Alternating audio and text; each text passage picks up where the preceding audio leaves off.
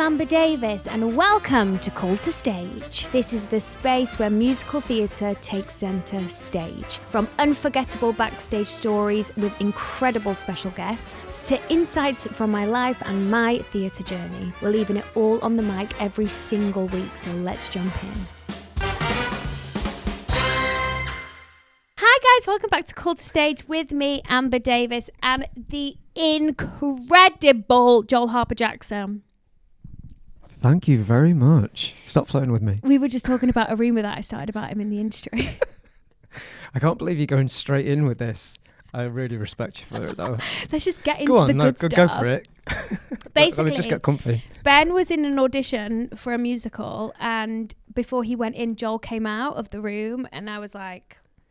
And when I got told this information, I was like, oh, Joel's definitely going to get that. So then I was just like so confident that Joel was going to get it that I was like, yeah, I think Joel's booked X. And I think it did come with that. I think Joel's booked. And then people were coming up to me. Wildfire, congratulating him. And then it's saying, oh my God, I heard the news, congratulations. And I kind of went, thank you. Because there was something else that it could have been. And I was like, oh, how do you... Do you know something I don't? Yeah, I was so confused. And then cut to 8 weeks later... I did not get the part. But thank God, we say, because everything happens for a reason. Yeah, it's hard to see that at the time, but mums are always right, aren't they? Yeah. It's because something better's coming along. Oh, every time. Rejection is redirection. As they say, let's get that tattooed on you. I've got too many, I'm not allowed. Rejection is redirection. Where shall I have it? Calf. I think a calf tattoo is so sexy. Anyway. Yeah, enough. Have you not got one? I actually haven't. I'd like some. Enough. Never mind. Could get a cock on there. Which leads me to... This question I just want to get out the way because there's so many incredible things I want to talk to you about. Okay. Have you got any quirky pre-show rituals? I actually don't in that respect. I just always have to do a nice little warm up, depending and the vocal warm up depends on the kind of show I'm singing. Yeah. But no, I'm not really.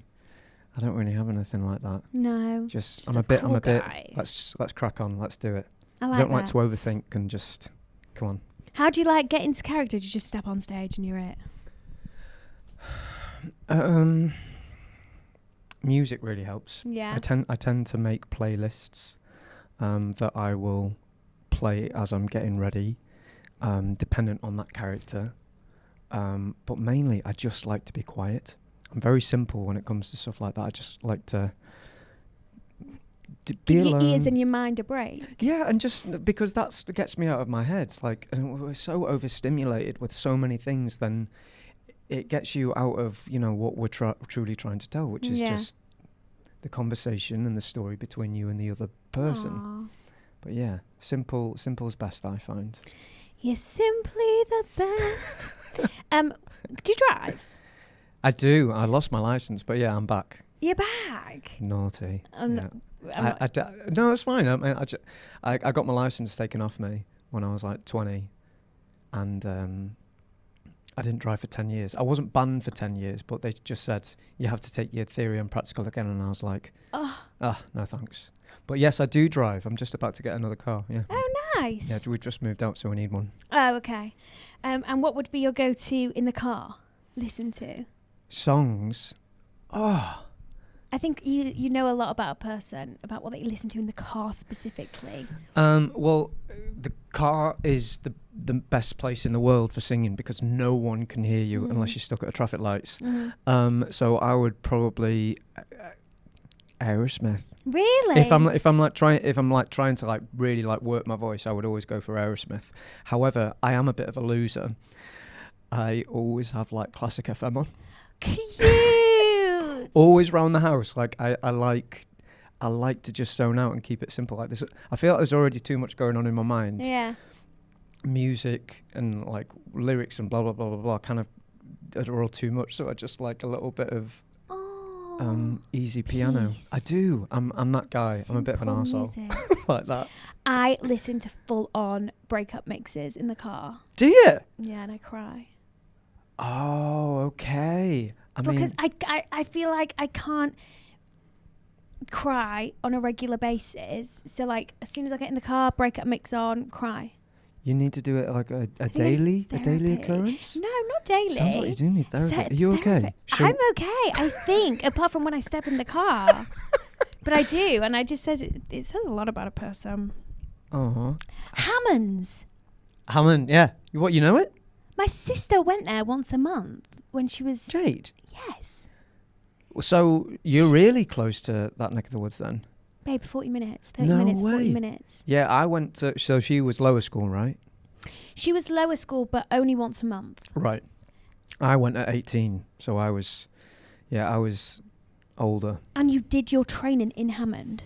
Yeah, so for those of you that don't know, Hammond is a school in Chester. It was a ballet school. It's been going for 100 years. 100 years. Seriously, over. It prepared people for like Royal and Elmhurst, and then they made a musical theatre course. And I was doing an amateur dramatics show in Aldwych Theatre in Cheshire, and some teachers worked there and were essentially like, if you audition, you'll get a scholarship, because we're always low on boys. Yeah. So I didn't really know I didn't know my proper schools existed. Yeah. Or I didn't know it was a thing.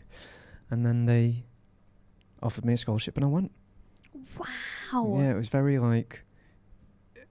very last minute, and at the time I was like, I should have gone to a London school, should have done this, should have done that, but like I'm really glad that I went, because I felt like when I came out of college I was a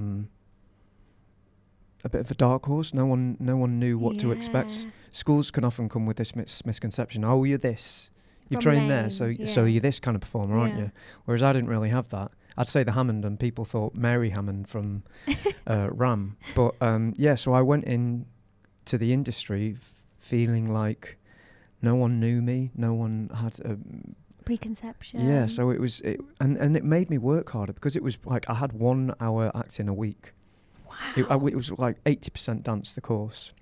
But I didn't want to be a dancer, of course, because I saw all these people going off from the college working for 10 years, and then that was it. Yeah.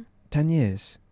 All this training, and 10 years is all you get. Mm. There's no longevity. So I was like, so very early I realised that, okay, it's acting. Like Ian McKellen, Maggie Smith, they're doing this until their last day. So so I focused on singing in musicals, and I wanted to be a lead, and then the long-term goal was always to do plays and to do TV, because I want to do this until my last breath. Oh my God. And the only way to do that is to act.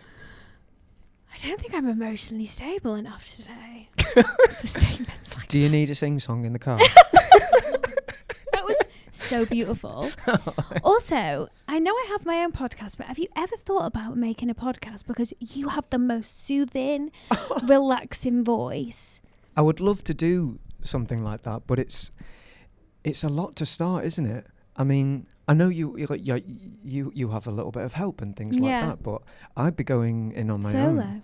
And as much as I would like to do it, to be fair, I would actually love to do it. Or radio. Radio. I have a face for it, apparently. My dad says. But your voice is so soothing. Thank you very much. I always get told off for talking too quietly. Right. Especially like in the stage stuff, they're like, be louder, especially when I'm working with an American producer or director. But yeah, thank you very much. Right, let's go back all the way. Your first ever job. Oh, okay. I don't know in which order your My CV goes in, but it's fucking impressive. So I'm just going to let you tell me, what was your first job out of college? I left Hammond early to do the 20th anniversary concert tour of Rent with Kerry Ellis, and so I think I did. It was a really short one, and then straight from that, it was only like 3 weeks, and then I got a job working on a cruise, and I was in like trouble financially. Okay. Like my family lost all of our money another time. Okay. And like a wine time. Well, to be fair, fuck it, I may as well say it. My mum and dad were always okay with it. During college, mum and dad they went bankrupt and lost like all the cash. Dad went to prison for something he didn't do. They then both were off work, and then so I came out of college literally going, I have to fend for myself now. I have no one that I can like call upon and rely on. So this opportunity came to do Rent, and then straight after that it was to start a cruise as a singer on an American ship.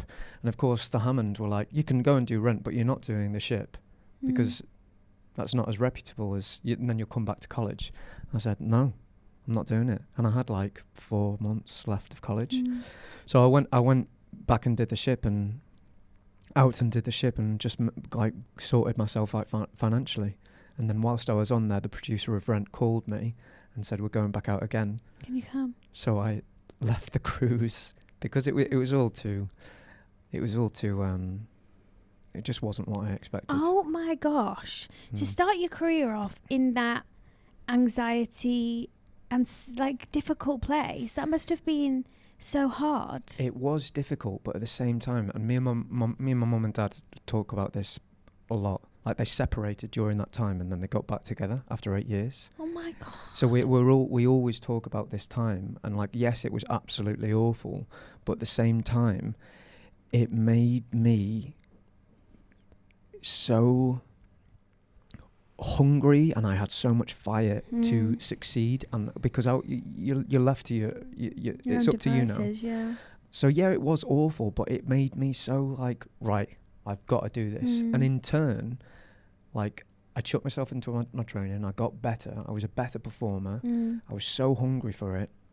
I was so ambitious, but not in, and I still am so ambitious, not in the sense of like, I will stamp all over anyone to get a part. We all have our own lane. I'm just in a competition with myself to just be so good, to give the powers above no choice but to hire me, never to, like be rewarded from the universe. Yeah, thank you for bringing the universe into this. Yeah, the higher power. Oh my god, you are literally so amazing. I've only just met you for the first time today.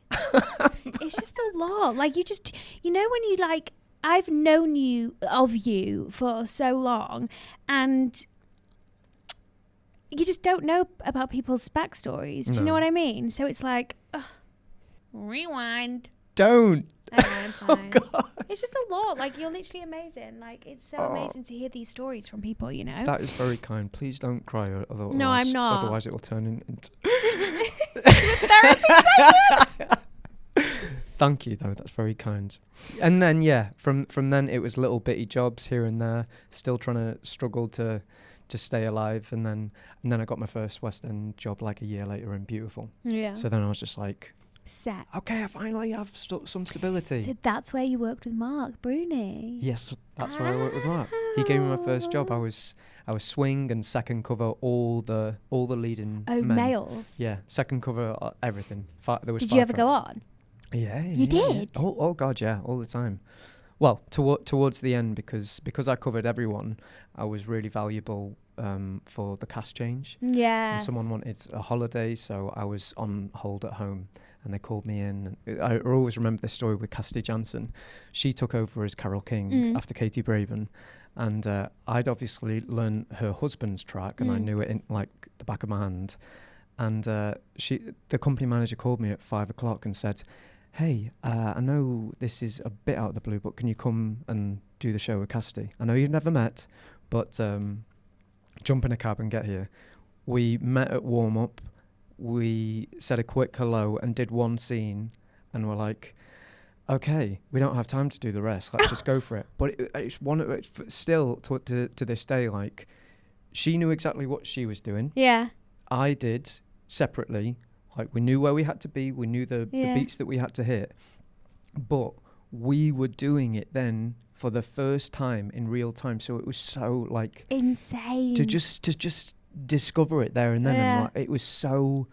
You felt so safe because, it's a well-oiled machine. You know what to do and when to move. But you were seeing each other say these things for the first time. It was so beautiful because you felt safe, but...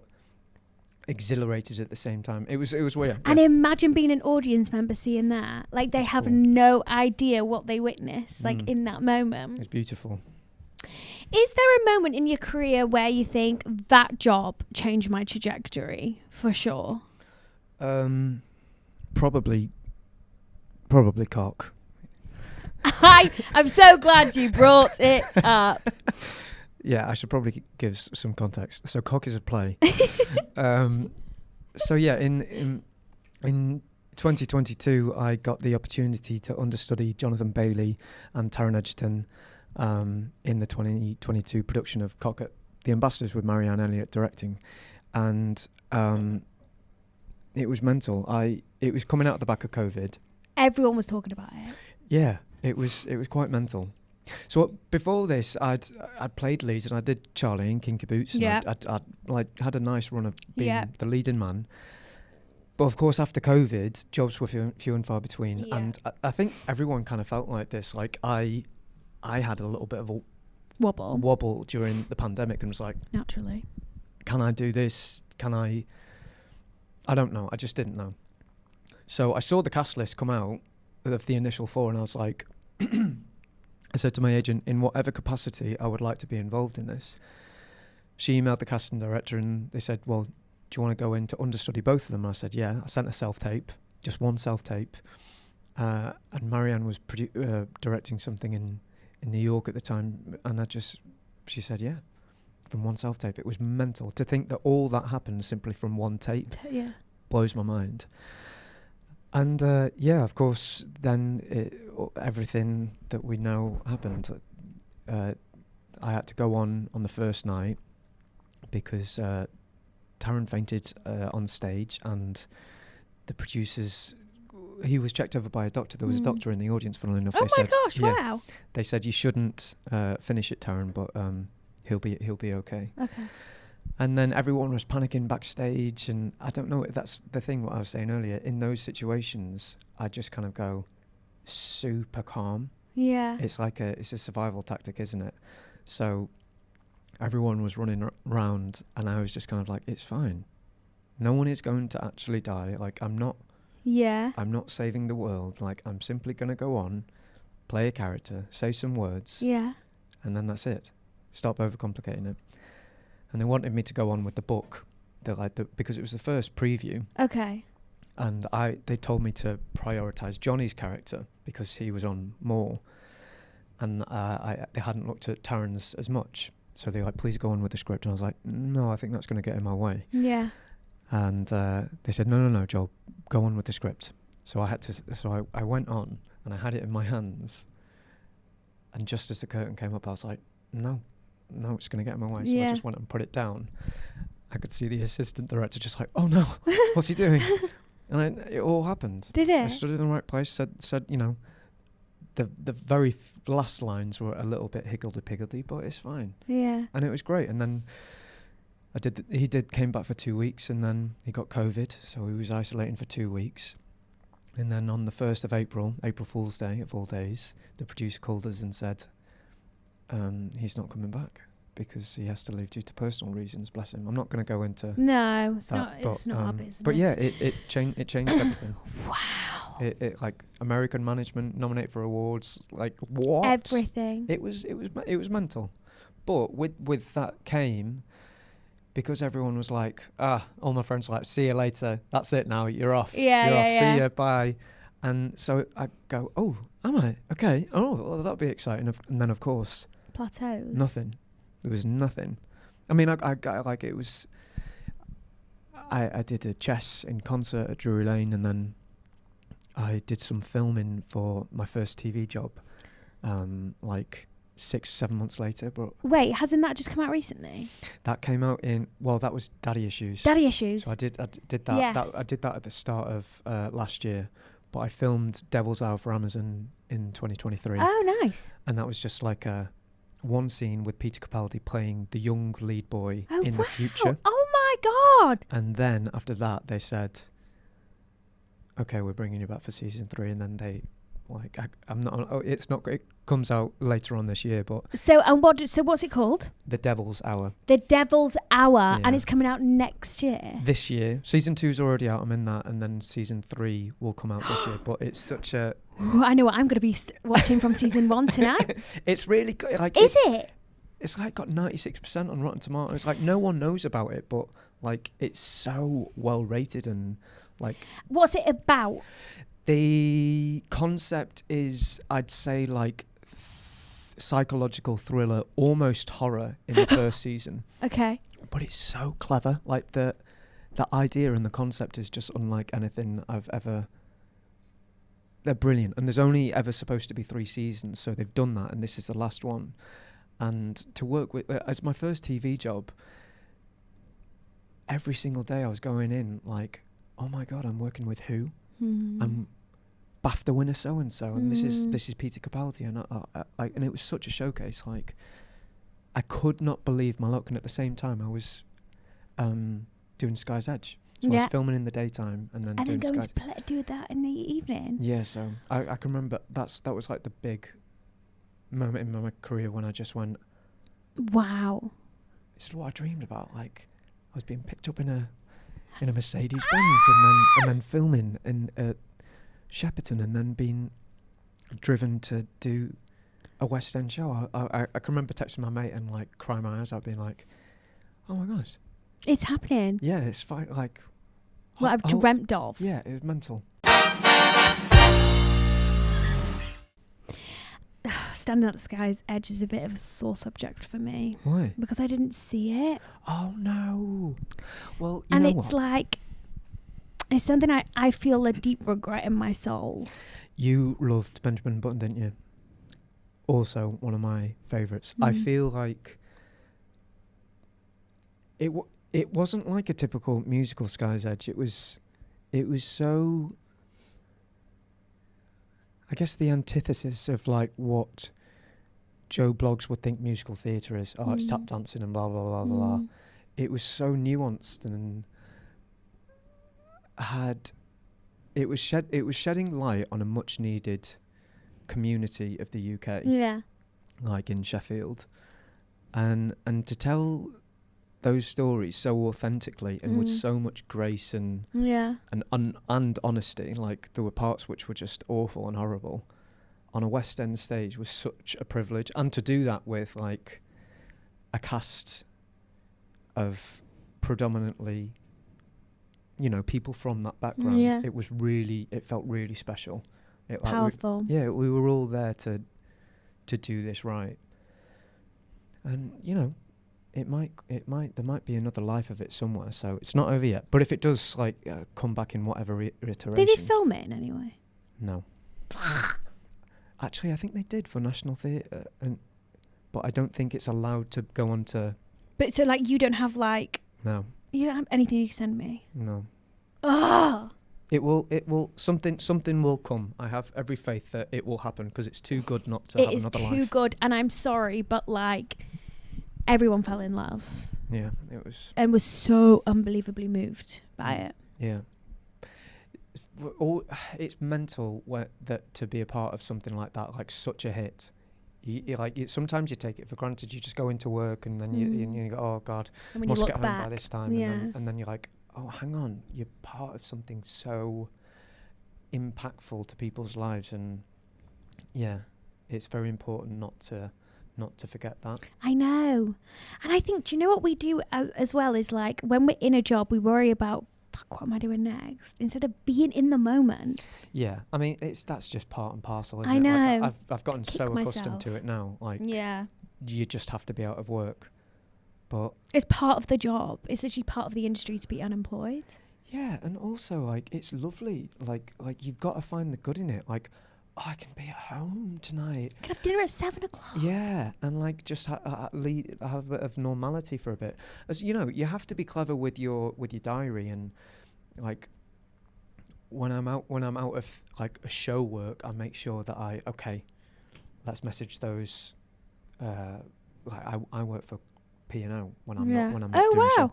Yeah, I go on like 3 or 4 times a year. I've heard that's. Do you know who does that? Rachel Tucker. Yes, so it's the Limelight. And apparently you get paid a lot. It's the best money I've ever made. Yeah, it's catch me on a cruise in 2027. It's really, really wonderful. I mean, they fly you out. You can take your partner. You get a lovely guest cabin, and to do that 3-4 times a year, then you're absolutely fine. You see a bit of winter sun, and there's just such a horrible stigma attached to doing that. But like, No, everybody does it. everyone does it, and also like jobs are few and far between at the moment. Like, Yeah. like it's so important to just be grateful for any bit of work in some sense, because the industry at the moment is hard. Yeah. You have to think outside the box and make sure you have every string to your bow. Yeah. And put your finger in every pie. You know it. Yeah, you do. Is there anything still that you're like absolutely desperate to do? In regard to theatre, or just in Anything? Oh God. Not desperate to do. I simply just want to continue growing. Yeah. All right, if we're talking sky's the limit, and remove... Yeah, sky's the limit. All right, remove the glass ceiling from what I think is possible. I want to be in America. I don't want to live in America. I want to have the freedom to choose. I want to work in big productions. I want to be working with the best directors and the best actors, learning from them. I don't necessarily I've never wanted to be famous, because I'm very solitary. I'm very quiet, and I don't like a fuss. Like, I feel like the job is the drama, doing all that we do on stage and getting that applause. I'm like, whew, wow, this is amazing. But that's enough. Yeah. But to go and be recognised in the park or the supermarket, I don't think I'd be good with it. But I'd love to be one of those actors that you go, oh my God, it's him again. Oh God, there he is. Yeah. God, I've seen him in so much. What's his name? Yeah. I'd love to be that actor that works with the best and learns. And I don't think that is reaching for the sky. I think that is absolutely 100% doable. I think, you know what, I've had to tell myself that, yeah, exactly it is doable. Like, in no means is that unreachable. Yeah, you have to believe that with your soul. Yeah, and it's happened the past couple of years. I've really started to shift and get out of my way, because I see other people doing it on screen that I'm like, if they're doing it, why can't I? Yeah. Why cannot this be my job? Yeah. So yeah, I've really learned to just that's get a out lovely my way. phrase. Get out of your own way. Yeah, stop holding yourself back. Like, people want you to do Sometimes well. you have to be a bit delulu. Yeah, delusional does help, but it only... I'm delusional. I live every day delulu. Good. Well, that's really, really good. Hey, how is therapy going? No. You do to a certain extent. We can do whatever we put our mind to it. Yeah, I don't think that is actually delusional, though. Like, I mean, it's just that. Have you read The Secret? No. The Secret. It was huge in like the 90s and the noughties. My mum, like, it's a book, and it's all about. I know about The Secret. Yeah. I haven't necessarily read it. So mum just like raised me on that when I was like 15, 16. Wow. So I don't really see it as like delusional. It's for me, it's just kind of science. Like, if you say you can do something, the world around you transpires to make that happen, and it's just kind of common sense. Like, also, I saw a TikTok the other day, and a lot of my TikTok is about like the universe and asking and the universe never says no. Yeah. Never says no. Just might not be when you want it. Yeah, it might not answer when you ask in that moment in time, but it will never say no. Yeah. And that, like, mind blown. Yeah, I very much agree with that. Sinatra. Yeah. UK tour. No, the Aldwych. The Aldwych. Yeah, West End, baby. That's what's going into the Aldwych. Yeah. So yeah, we start rehearsals in a couple of months. But that's where I did my first ever West End job. That's where I did Beautiful. So and then you're going back. Going back. Oh my God, I got goosebumps. Swing, now going back as the man himself. What on earth? Was there just a Sinatra tour? No, it was in Birmingham. It's that production started in Birmingham. I knew it. In 2023, out of town tryout.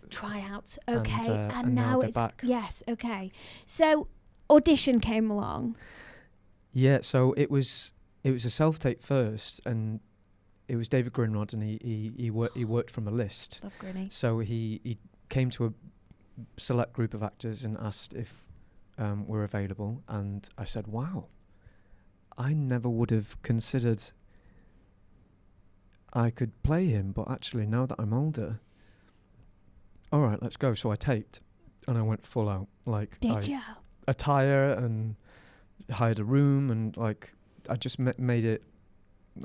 Yeah, like, because we get one opportunity, and you have to show yourself. Bang on the money, I feel. Well, everyone auditioners always say we just need to see a sense of it, but I don't believe that. At the moment, I think jobs are hard to get. Yeah. And the people that seem to be getting them are the ones that really put in the work. So they said, I sent the self-tape off, and they said yes, and that, well, you'll come and meet the team a month later. And I was in on the Monday. A month later? Yeah. In on the Monday, then in on the Tuesday, and that was it. So you'd gone a whole month to prepare, and I can imagine you prepared the shit out of it. I did, yeah. You've got to. I mean, yeah, you do. This is really good advice that Joel is giving as well. You have to. Like I saw an interview the other day with Matt Damon and Ben Affleck, because they're now behind the camera, and they're like, just be off book, because like you can't like you have to show that you have one opportunity, like grab it by the balls. So I went in, excuse my French, so I went in, and it was just fantastic. It was a huge room. Where did you go? Where was it? It was the Royal Welsh Centre, I think, King's Cross. Yeah. It is. Is that what you call it? I did my first ever rehearsals there. Oh, my no debut. way. Cute. Beautiful It is. space. It really is. And then they said, okay, you're going to be back tomorrow, but you're going to be meeting the head of Universal Music, which is weird because we're literally in Universal Music. The two people from Universal Music and Frank's daughter, Tina Sinatra, because Tina's producing it. So as you can imagine, I was like, all right, let's do this business. And I started the audition. I sang I've Got You Under My Skin first, and I don't know why. So Universal Music and Tina were over that side of the table, and I don't know why, but I just walked to them and sang at them. And I was like, I'm so sorry. I don't know why I decided to just sing at your feet, but Summit told me walk towards your fear, Joel. Yeah. And we laughed, and it was amazing. Then we did the 5 or 6 scenes, and then we ended with That's Life. And it was just, I feel like last year I was so close to so many opportunities, like for all the big musicals that are coming. I was playing the lead or a lead in the workshop, and every single one of them said nah. Like I was too old, or my voice was too beautiful, or some of them just didn't say anything. And I was like, oh my God, I cannot keep on. What is it? What's going on? And looking back on it now, I go, and then I see who got it. I'm like, well, of course, that is so much more appropriate. It doesn't diminish my talent, or it doesn't diminish like what I'm capable of doing, but they're more appropriate and they fit the role. But it's very hard to see that when you keep on being told you're not good enough in some way, shape or form. So when this came, I went in there taking no prisoners, and I was like, I have to do this. I was dressed like in a double-breasted pinstripe. Like I was so like, I made myself look exactly like him and young Frank. And then I just took no prisoners, and I was like, this is mine. I can't, like, it went back to that thing in college of not feeling like I have to. Yeah. I have to prove to myself that I can be a success, and that fire, like, always will, I hope, will always stay inside me. And then I just left nothing on the table, and then I got the call. When you got the call, like, where were you? I was at home Where you? on my own, and then my fiance walked through the door as I was mid-conversation. It was amazing, but I had my so weird. The reader in the audition was one of my friends from Amdram. No we did way. Amdram together. Like she's now in the industry, and so we did all of our scenes together. And that other job that I was telling you about that I didn't get, Yeah. she was in the auditions for that, reading on it again. So like she'd seen my journey, she knew all about it, and so having her in the audition as well, and being like, come on, you can do this. And then as well, like David Grinrod, the other job that were like, you're too old, he cast that. So he was like, oh, I'm so Rooting sorry. for you. Yeah. And then the general manager, they cast me on another job that didn't want me. So like I had all these connections in the room that I kind of felt were like on my side. Yeah. And like, it was a big room, there was like 20 people there. Hate that type of final. But I kind of, it kind of made me step it up. I was like, right. Here we go. And yeah, like I know the elephant in the room is like, hang on, Joel's a tenor. Why is a baritone? Why is he singing a baritone part? But I've never, my voice, it's always been a chore to keep it up there. It doesn't naturally go up there, but I've just had to work it. And I can't have coffee and I can't have alcohol or anything like that. So people only see me as that because that's what I've been hired to do, but they don't know what else I have. And the way that I learned to sing was by imitation. I did opera as well, but like it was always imitation and learning by your ear. So yeah, I like that people have kind of seen the cast list, the cast announcement, and gone, what? Oh, okay. Because you're like, come watch. It gives me that thing again of, okay, I'll prove you wrong. Yeah, I know. And it makes me go, I will show you. But and that's I think that the thing that you should chip on your shoulder. Yeah. It's good to have a chip on your shoulder. This thing that goes, I will show you that I'll prove to you that I can do this. And how long are you going to be doing that for? 11 months. Yeah. It feels good. And when do you open? What's your opening date? Previews are the 3rd of June, and then press night is later on that month. I'll be coming to press night, baby. I'll see you there. Can't wait. I can't wait. Good luck. Thank you very much. Step into your power. You know it's there. Yeah. You're a powerful soul. You've got a beautiful mind, beautiful soul. Thank you. Joel, thank you so much for coming on. Thanking you. You're a star. You're a star. Thank you. And book those tickets to see Sinatra, guys. It's going to be epic.